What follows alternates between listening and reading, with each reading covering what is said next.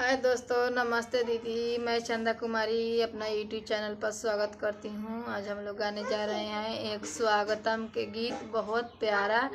सुनिएगा, अच्छा लगे तो कमेंट में ज़रूर बताइएगा गाना कैसा लगा। सब गीत गाने से पहले स्वागतम के गीत होता है दीदी, बहुत प्यारा है। वही हम लोग गाने जा रहे हैं, आप लोग सुनिए और अपना प्यार दुलार जरूर दीजिएगा।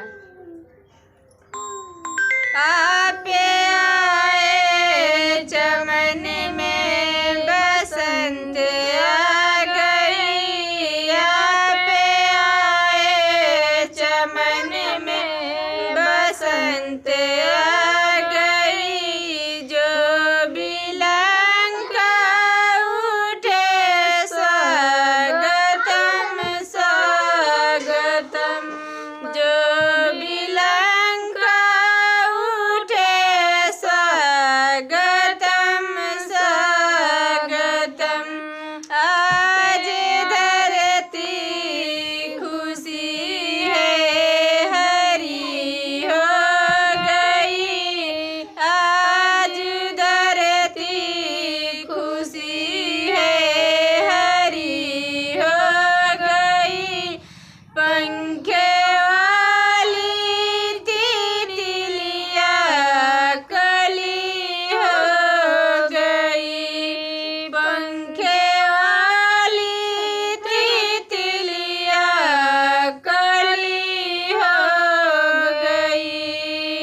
बहुत प्यारा गाना है दीदी, आप लोग सुनिए और अपना बहुत सारा प्यार दीजिएगा।